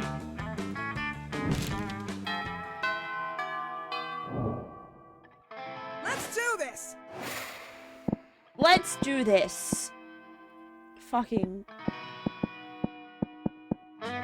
I don't know what I need for furry. We're gonna continue getting fun. I don't know. You notice Scott sitting thoughtfully by a half-dug hole. It's not like him to leave a hole half-dug. You ask what's up. Cool. It's not about what's up, it's about what's down and how down it is. I mean, I'm giving 110% to these holes, but it's like Coach always says. 110% is only 50% of 120%. I mean, look at this. I can barely fit in this hole, and there's only one of it. Can you please help me figure out a way to dig more and better holes? That's why I got invented dynamite. Meet my friends, the mole people. They're great at digging, and they definitely don't secretly run the government. You introduce Scott to your totally harmless friends, the mole people. Oh, you guys are so cute. Look at your fuzzy little heads, your little black noses, and adorable little Illuminati tattoos. What's that you say? You'll help me dig a hole under the White House? I don't know why I want to dig a hole there in particular, but you know what they say? Any big hole is a good hole. When you later learn that the White House has been mysteriously swallowed by the Earth, you're not surprised. Once again, it looks like everybody wins. You gain true fun and one charm.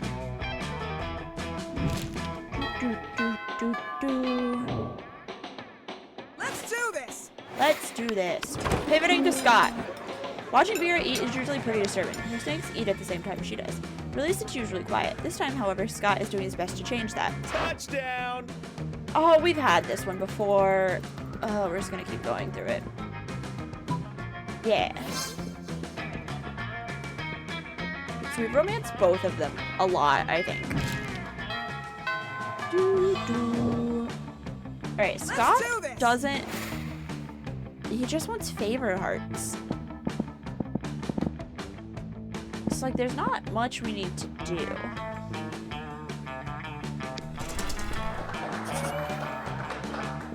You're practicing your very best monster mash when you hear the sounds of an argument, which is so strange in these sacred halls of... Hello, JK, can you imagine? Tori, they made me their king, and they deserve the bestest, most wonderful king there ever was. And I'm gonna work as hard as I can to be that king, no matter what it takes. Scott, you realize they're not cute little baby animals in need of a king, right? They're furries. I know they're furry, Vera. I'm the one who told you that. No, Scott, they're furries. It's a kink. Yes, Vera, there are many kinks in my plan. That's why I need to work them out to be the best ruler. Forget it. Excuse me, did you say you need help being a good ruler? I know all about that. Being a king is easy. As Daddy always says, only live peasants can stage a rebellion. Oh, Miranda, I'm not really sure. Fear is your most important weapon. Your second most important weapon is actual weapons.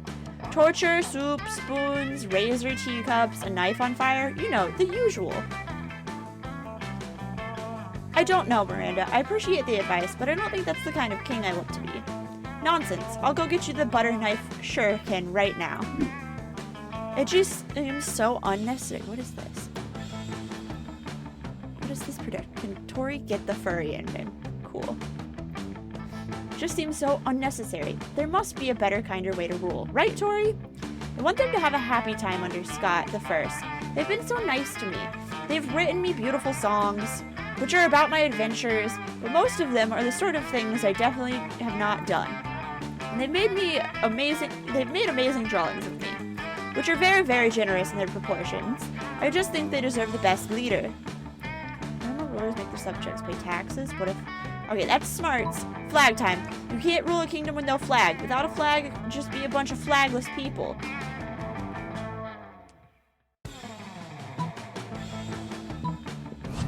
Damn it! It was wealth! It wasn't smarts! I don't think I'm getting it. Sure, that makes perfect sense. If our president paid us a tax for leading us, I would definitely love that president. Fortunately, you both are super poor, so you spend some time creating what you call Scott Super Fun Furry Dollars. Scott leaves all excited with some of your money. As your elders say, yeah, any problem can be solved by giving money to strangers. Later, you stumble upon Scott again. He seems not so happy. There you are, Tori. Your plan went terribly. We created so many Scott Super Fun Furry Dollars that the currency got super devalued. That led to lots of uncertainty about the kingdom's economic environment, causing demotivation for foreign investments. With the economy struggling that much, stress peaked, and the furries, once joyful creatures, have stopped creating their beautiful and often NSFW art. And it turns out that beautiful and often NSFW art was the nation's strongest export. Now we're falling into debt and leading economists foretell at least 5 years of recession and a negative political climate. Damn, the day we created those silly Scott super fun furry dollars is the demise of my kingdom. I should have never trusted a high schooler in matters of national politics and economics. I was a fool. Scott leaves sad and with the burden of rescuing the economy of a country. Wait, is it really a country? It's just 21 years old. Doing that to a friend and potential lover is definitely not cool. You lose 2 smarts and 1 fun. Cool. I don't know if I fucked up that ending or not. Let's do this.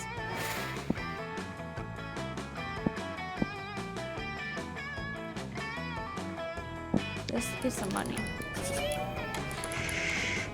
You glance at the computer next to you to see Scott apparently making out with the CD drive. You don't want to, but you ask him what he's doing. Bro. The best I can, bro. The computer won't go on the internet because of some kind of error, and the only kind of error I know is a fatal error. So I'm giving the computer mouth-to-mouth to save its life. Live, damn you, live! You immediately notice that the computer's Ethernet cord is unplugged, but you let Scott keep blowing into the CPU. Maybe you can have a little fun before you fix it for him. You put on your best troubleshooting face and tell him. The problem is that you're giving mouth-to-mouth to the computer instead of me? Oh, I have seen this before. You need to take off your clothes and do 3 laps around the library, yelling all the numbers you know. Charming. Oh yeah, duh. Of course, mouth-to-mouth doesn't work on a computer. It doesn't even have a mouth. But you do have a mouth, so it's gotta work. Scott spends the next 20 minutes saving your life. You helpfully inform him that mouth-to-mouth requires more tongue. He gets so into it that you're able to plug the Ethernet cable back in without him noticing. Hey, it worked! Oof, that was fun. Maybe my computer should die more often. You believe that can be arranged. You gain 2 charm and 1 fun. Alright. Let's do this. As you approach your chosen table, you see Liam carefully framing his artfully arranged jelly dessert for a transcendent food pick when FOODPIC, ride those picks to victory! What does that even mean? When I say food, you say pick, food! No. Food! Stop. 2, 4, picks, 8, food, do we appreciate food picks, go! Cease this incessant chanting this instant. Oh. What? But I'm trying to help you take the best food picks.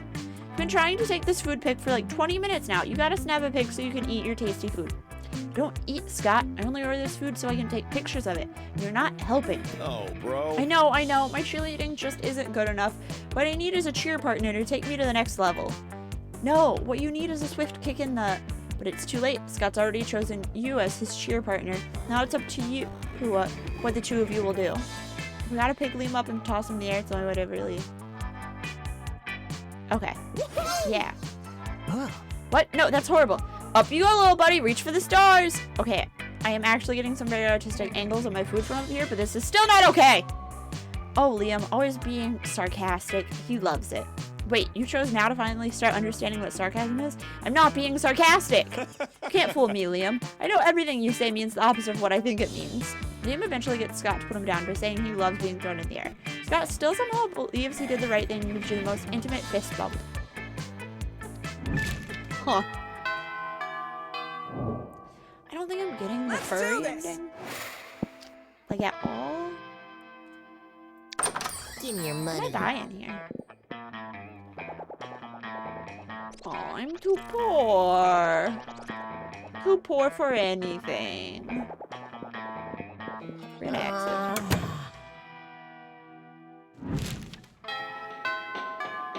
Ooh. Let's do this. Let's do this. Okay, and later you see Scott all but skipping down the corridor, cheerily rattling off some sort of list. Hi, pal. Oh man, today is the best. I was walking in class and my tail just started wagging all of a sudden. You know how sometimes your tail starts wagging and you're not even sure why? I started wondering why my tail might be so happy out, and I realized it's probably just because I'm a werewolf. Because being a werewolf is just about the best thing, right? I mean, if I wasn't a werewolf, I wouldn't even have a tail to wag. But then I started thinking even more, and I realized where everything would be pretty good. Where dolphins, where pigs, where weasels, where tanks. I wondered what the absolute best were creature would be. Where vending machines, where water fountain, where door, where window, where knob, where floor. Wait, now it's just naming things you can see. You better jump in. A werewolf? A weremoon. So small. A weremoon, but the moon is the reason a were something becomes the something. So if you were the moon, you have the most were power ever. We can make everybody wear everything's all the time. Bro. Think how happy everyone would be and how much better the world would be. I would love to be the moon. Maybe if I work out extra hard. Okay, you're not sure being the moon comes with those powers, but you gain 2 creativity and 1 smarts, so whatever.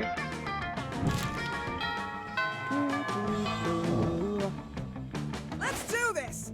Let's do this. Arrive at Scott and Miranda's table. We find Scott happily chowing down while Miranda stares horrified at her tray. What's wrong, Miranda? Isn't it obvious? Right here on my tray, fish sticks.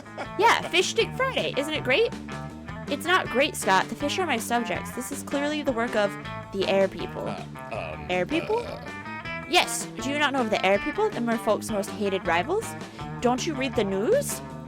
Yes, sure, because I totally know how to read.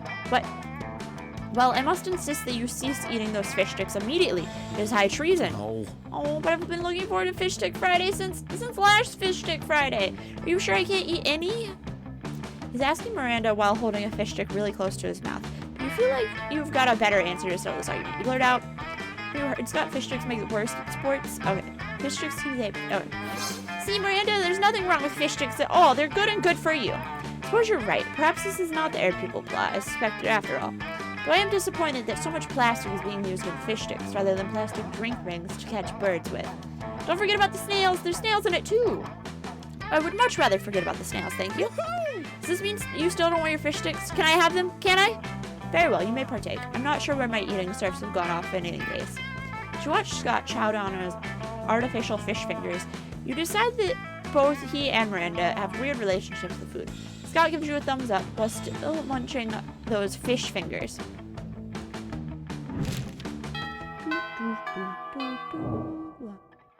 Let's do this. Let's do this. Suddenly, you hear an outburst of swearing so eloquent you could possibly repeat it. You go see what it's all about. We've been over it 11 times, Scott. I'm sorry, remembering things is hard. Hey, Tori, come help us. I'm trying to help Scott with tomorrow's history test. So far, it seems like the biggest challenge I've ever faced. Gave him this copy of last year's test, but he still dazzles me with new levels of idiocy every time.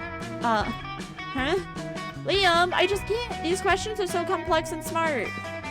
For God's sake, Scott, that wasn't even a question. You have to put your name there. I'm sorry, Liam. I'm really trying. If only there was a way to make me learn things good. He's a werewolf, right? What about we give him a biscuit every time he gets something right? Make him eat your homework. Maybe that would help somehow.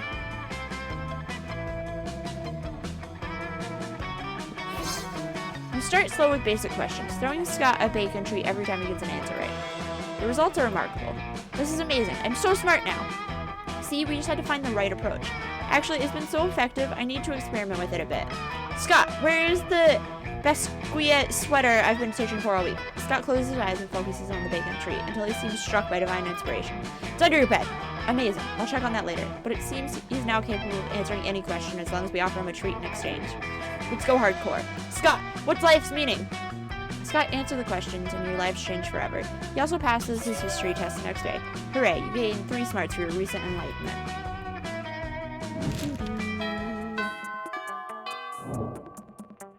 Let's do this. Let's do this. Written out to the gym. Wow, so charming. Find Scott sadly holding an open bottle of Power Sludge, the food-like elixir that gets you rich. Bro, this protein shake in a bottle is gross. Don't even know what most of these ingredients are. Flabbergraven, abercrombid, kale. Plus, it tastes like butt. Not a stranger's butt, which is exciting to smell, but a gross, nasty butt from the butt swamp. Oh. Can't just toss it, though. I already opened it, and Coach is always saying I gotta finish what I start. Bro, help me find something to mix into this power drink that will make me buff and taste good. Make the drink taste good, I mean. I don't need it to taste good. I think I taste fine. Pile of genie sweat. I stole it from a genie. Good thing I brought up these grape-flavored steroids. What? Awesome, bro. Yeah, I'm always unsure on steroids. It's so hard to determine if they're good or not. Pros, they make you buff. Cons, it doesn't seem like something a good boy would do. But I like grape flavor. That's 2 pros over 1. So now it has to be a healthy good thing, right? You think it's probably not healthy, but you're not a doctor. The doctor you stole the steroids from was a doctor. You gained 2 charm and 1 fun. So I think we're just gonna end up a normal prom with Let's Scott. do this. Bro. Hello. Oh, hello, Tori. Did you want to come sit with us and our imaginary friend no one else is here?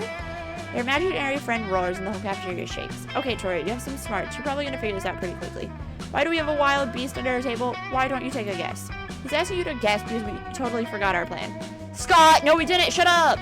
We're going to teach it the piano, or maybe the saxophone? I lost my notes. No worries. No notes needed. You know exactly what they should do with this wild beast. New school mascot? Yeah. Yeah. Oh, that's a great idea. I'm pretty sure Spooky High already has that mascot, but you know what they say, the more mascots, the merrier. I really don't think they say that. Well, they should! If most schools have only one mascot, having multiple mascots will be one more thing that makes our amazing school even more special. You can see it now. Spooky High Wild Beasts that Scott and Damien kept under tables. Rah, rah, wild beast, eat the other team and make a feast, and try not to get an infection from the yeast. Actually, that chant is pretty dope. Tori, thank you tons. The wild beast mascot sure will be fun. If you ask me, I owe you one. If you were to nitpick, you could probably point out that tons and one fun don't actually rhyme. But why would you nitpick such an adorable and genuine display of affection from darling Scott? Alright. Let's do this. Okay, let's try going here and seeing if that does anything for this furry quest. I don't think it will, but we'll try.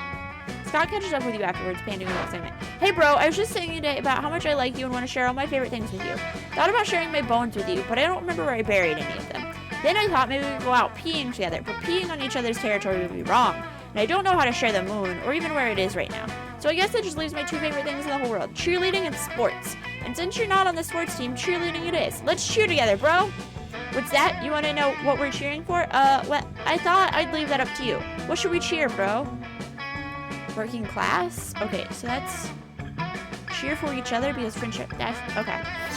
Yes, we'll cheer for each other's cheering, and our cheering will make each other's cheering more cheerful. Scott picks you up and tosses you in there. But before you hit the ground, he's in your arms, ready for you to toss him. Toss me higher, bro. With friendship, anything is possible. You toss Scott into the air, but somehow the force of your encouragement allows him to toss you again. You can fly. You fly into space. You crash into the sun. The sun is no match for your love for each other. Can't tell whether this fire is in my heart. This fire in my heart is getting burnt up by the sun or my love for you. Probably both. You slingshot around the sun, traveling faster than the speed of light. You crashed into Earth 7 days ago, right before the opposing team scored a touchdown in last week's sports game. You obliterate the enemy at quarterback. Haha, yeah, cheerleading! Cheerleading indeed. And now you have an entire extra week to hang out with Scott, which won't be reflected in the game, you traveling cheater. You gain 2 boldness and 1 fun. And now we go to prom with Scott. Again. Let's do this. I have to love to the prom with you. Prom. Awesome, bro. There'll be so much hard partying that it'll count to look out. Prom was rad. Okay. Yeah. We didn't get the furry ending. Oops. We still have 29 more endings to go. Oops. Okay. So this is where I'm gonna end the stream. We don't even need to see the end, really. What just happened? Uh-oh. Something is wrong.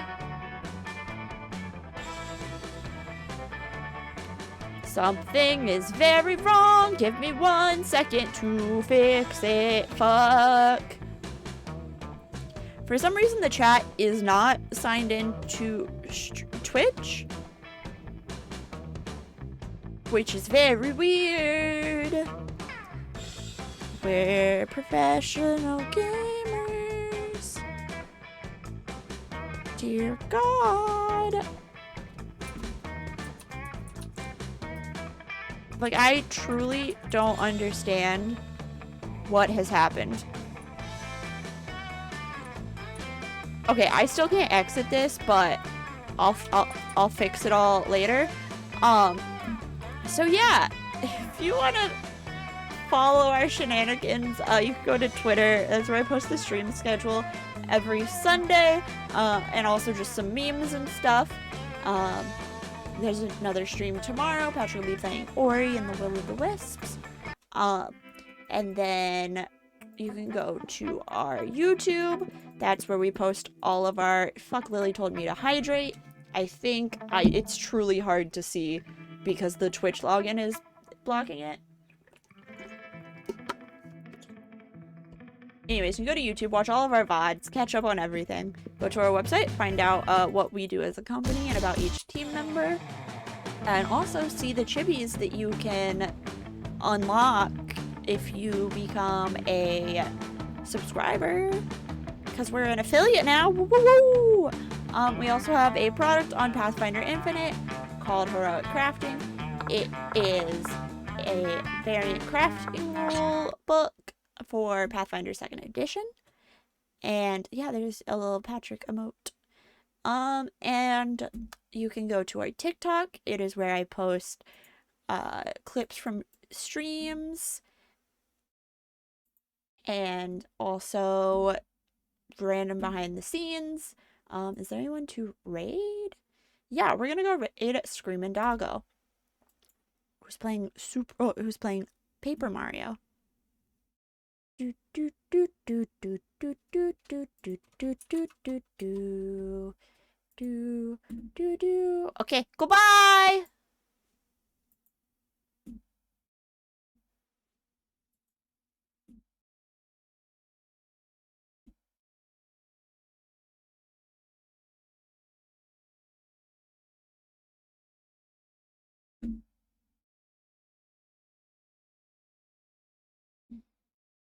Mwah.